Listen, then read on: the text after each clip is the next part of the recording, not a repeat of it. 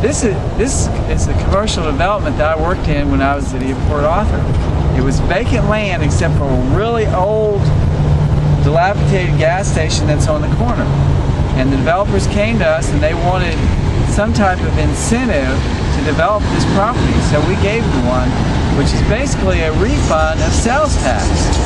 And the other part of the development is that they wanted to merge different types of retailers. So if you look at it, you have Ross Dress for Less, and then they wouldn't develop it unless Petco came in as well. So this is a great example of a business that was able to develop and create shopping centers. And for the public and for the city, what we really wanted was new stores, new retail outlets. So we were happy that it was successful. The developer was happy that they were able to get the shopping center built, the retailers came in, and the public is using it. So this is really a fantastic example of a sales tax refund incentive program.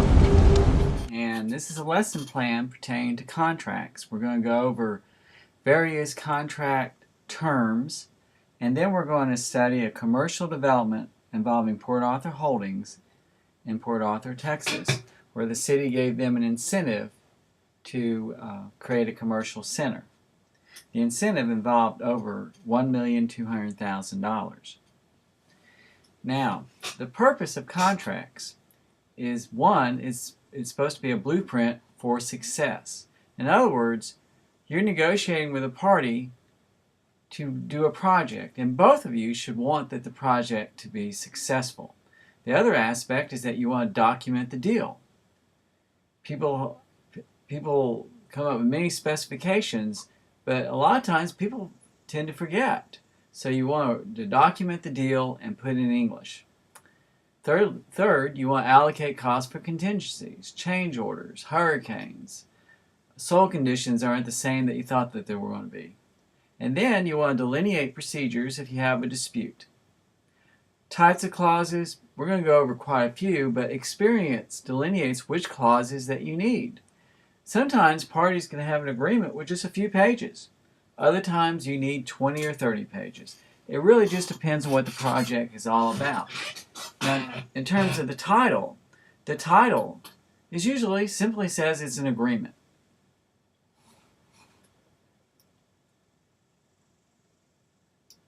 One of the first things that you do is you list the parties. The parties are the people who are signing off on the agreement and now are going to be bound by the agreement. The next thing that you should do is to say, well, who are the parties? What type of entities are they? Are they corporations? Are they partnerships? Are they individuals? Who are they? What's the effective date of the agreement? You can be signing something today, but it's not effective for a month or 2 months. What's the duration of the agreement? How long is this agreement going to last? Then you're going to describe what goods or services. You want it to be as clear as possible so you don't have any ambiguity. Force majeure. Force majeure is just a fancy word, is that there's an event that's outside the control of anybody that occurs. It could be a hurricane, it could be a fire, it could be a war. What happens when that occurs? You're going to have a delay. Is that delay okay? Does it extend the deadlines? Another clause is where are you going to deliver your goods or services? Be specific. Is it your warehouse and their warehouse? If you're shipping it from overseas, is it when it hits the ship? The price. A lot of this is based on credit.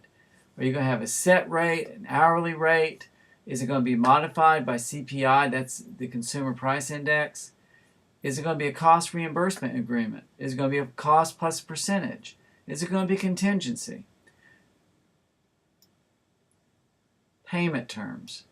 How are people to be paid? Is it upfront? Is it progress payments? Usually construction is made in progress payments. Professional services is usually paid within maybe 10, 30 days after the work is done. Sometimes you get paid when the entire job is done. Sometimes it's contingencies. Change orders. You see this a lot in construction agreements. They're working on a project and all of a sudden something happens. A pipeline was in a location that nobody expected it to be. Now the pipeline needs to be removed. You're going to have have to change the scope of the project to remove the pipeline, and you have to adjust the price.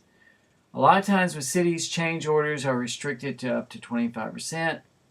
Between private parties, you can come up with a different number. Warranties. Is this going to be an as-is? Most times in construction, it's warranted for 1 year from the date of substantial completion. A lot of times with professional services agreements, the contractor, the architect, and engineer would like some type of limit to their liability. It's up to you whether or not you want to agree to that. Insurance. You may want to ask your contractor to have liability insurance. In construction, a lot of times they have what's called performance and payment bonds. This is where you ask your contractor to obtain a performance bond, you'd say from Safeco, to ensure that they complete the project, or a payment bond that ensures that the subcontractors are going to be paid. Indemnity clause. That's just a clause that, for example, the contractor indemnifies you from any and all damages caused by its construction activities. Venue. You can have a clause that delineates what type of, or where, if there is litigation, what county is it going to take place. If I'm in Harris County and I'm doing work in Jefferson County, I may want, if there's litigation, to be in Harris County. They would prefer that it be in Jefferson County. It's negotiable. Mediation. If you have a dispute, you may say, before anybody files a lawsuit, let's try mediation, which is simply a fancy settlement conference with a facilitator. And you may want to negotiate the cost of the mediation in advance. Arbitration.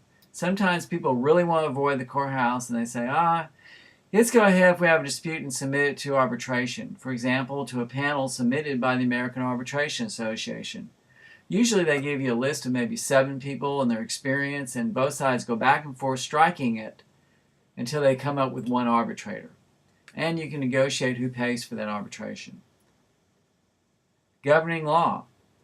If you're doing business with a company in Louisiana, you may want to go ahead and list which law is going to govern the agreement. Is it going to be Texas or Louisiana? Termination. You may want to have a clause in there that you want to terminate with a certain amount of days' notice. You may be waiting for financing. Or you may have a clause that you may want to terminate it for cause. That means someone messed up with 10 days' notice. Entire agreement clause, all that is that this is the entire agreement that supersedes any other agreements. Independent contractor, that just simply says that they're a contractor and not an employee.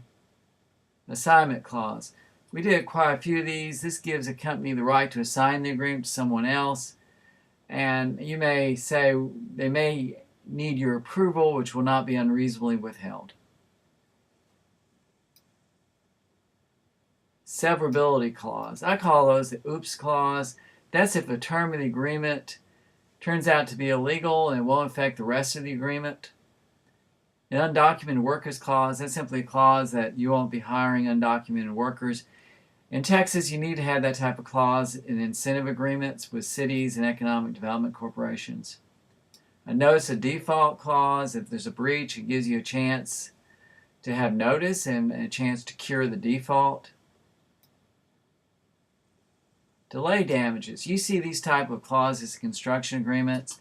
You'd say they don't complete it within 300 days, and they have to pay you liquidated damages. You'd say $500 per day. One of the things you may want to list out is the days, calendar days or rain days. If it's a rain days, that would basically mean they get an extension if there's a rain day in your agreement. And then, of course, you should sign the agreement. You have a signature line. You put down the date you signed it. If you're a corporation, it's a corporation by, you'd say the president. You don't sign in your personal capacity unless, of course, you're signing is a party in your personal capacity. Now, in just a few minutes, we're going to be studying an agreement involving a commercial development in Port Arthur, Texas. Okay, this is a sales tax refund agreement for a retail center development. As you notice, agreements on the top. The parties is the City of Port Arthur, a municipality, and Port Arthur Holdings III, which is a corporation. The agreement is effective on January 2nd, 2007. It involves approximately 7 acres of land that is on the that is in the city of Port Arthur. Let me kind of go up a little bit so I can show you a map. This is a map of where it's going to be. Here you see Highway 69. Here's Highway 365. This entire area here is vacant at the time we were negotiating the agreement. There was a real old, dilapidated, and vacant gas station right here. And basically what this company came in, they said they wanted to develop it. And of course we wanted it to be developed. And they were going to build a commercial center, which is basically a retail center, and attract some major retail outlets. And you see the 4 basic companies there. And they were asking for incentives of about $1 million.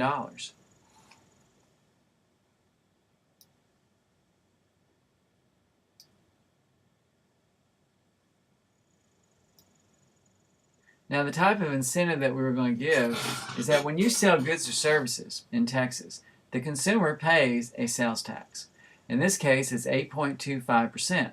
So when you're developing a retail center, you know you're going to have stores inside that retail center that's going to be selling goods. Out of that 8.25%, 1 cent goes to the city. In this case, what the city is saying is that when I get my 1 penny, I am going to give you a rebate up to $120,000 for the first year out of my penny that I collect. In the second to the 10th year, I'm going to give you rebates of up to $120,000 per year out of the portion of the money that I get, for a total of $1,200,000. So in this case, the developer is fronting all the money to build the commercial center, and they're hoping to attract retail tenants for that center. And the city, of course, wants a new commercial retail center in the city for shopping and whatever, new appraised values, new ad valorem taxation, new sales tax, and they're willing to give an incentive of over $1,200,000. These are the type of incentives that businesses should try to get.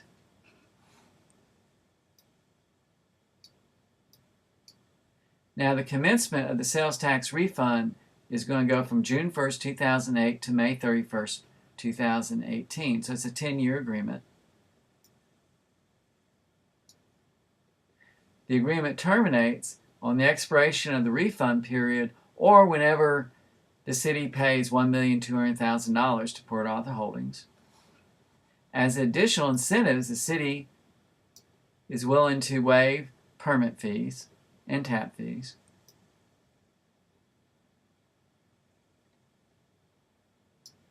Here's an assignment clause where Port Arthur Holdings can assign it to an affiliate, but if they want to assign it to anyone else, they have to get the city's consent, which will not be unreasonably withheld. And one of the reasons why you know you're going to be doing something like this is that they may need to get financing.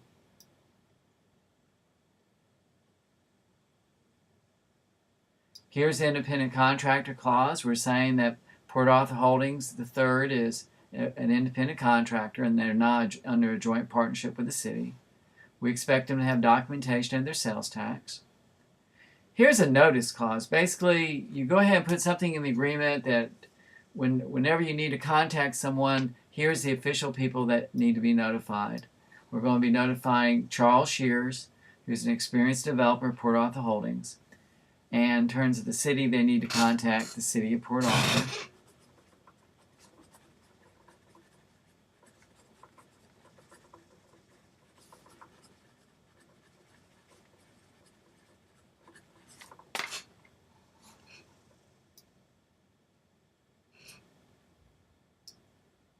Now, this entire agreement you can read on the City of Port Arthur website.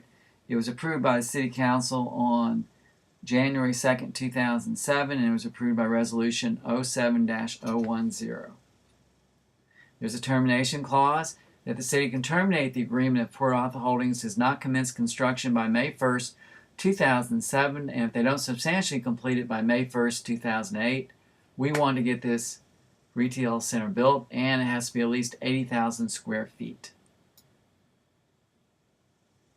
And of course, there's a signature clause. It's signed, on this case, by the city manager on behalf of the city, and by Port Arthur Holdings, by the president on behalf of Port Arthur Holdings.